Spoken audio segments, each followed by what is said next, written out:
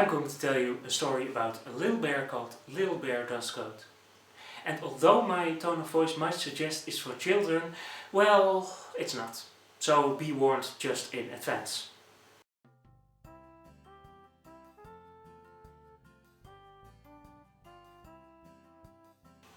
Little Bear Dustcoat came home from school and saw that someone had sneaked into the bear house again. He had little doubt as to who it was. Sure enough, when he entered the bedroom, he saw Goldilocks sleeping in his bed. When he neared the bed, the blonde girl woke up startled. "Hey man, sorry, I was just bored and I was here just to chill in this comfy bed of yours." Fortunately, he and Goldilocks were good friends, so he didn't mind. "Do you want to have some fun?" she said. "I know an exciting place where we can go."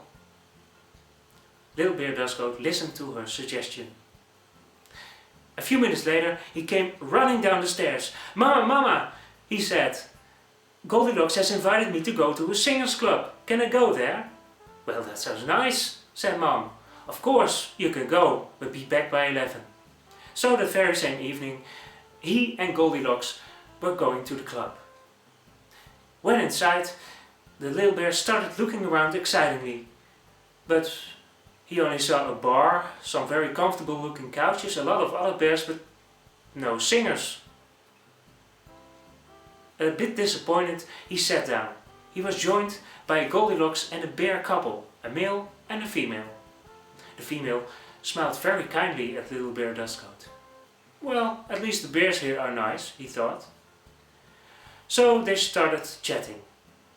Meanwhile, Little Bear Dustcoat was looking around to see if anyone was going to start a song.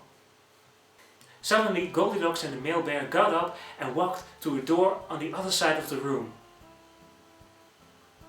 "This is my chance," thought Little Bear Dustcoat. "The singers are probably behind that door." So he got up and followed them.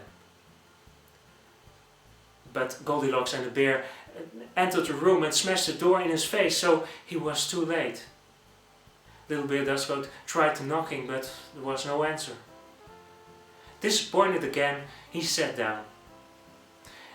Soon the female bear got close to him and put a paw behind his back. "Well," Little Bear Dustcoat thought, "perhaps I should start the singing in here. Perhaps others will join in then." So he started singing and singing and singing, but nobody participated. But it got the attention of the female bear. "Wow," she said, "you have a lovely voice." Soon she was giving him a lot of kisses. A few moments later, the door on the other side of the room opened again. Out came Goldilocks and the male bear, giggling. Had they been singing a funny song in there? "This is my chance," the little bear thought again. So he pushed away the female bear and got up.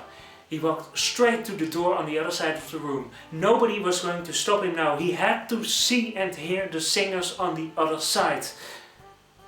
So he quickly entered the room and closed the door behind him. He looked around and what was this? He only saw a bed, a soft straw bed. That was all.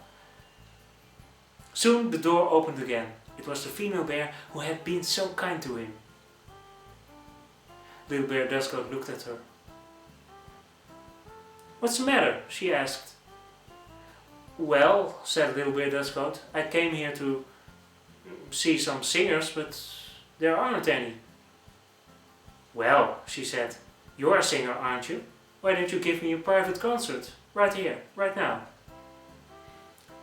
That sounded like a good idea. So Little Bear Dustcoat started singing again.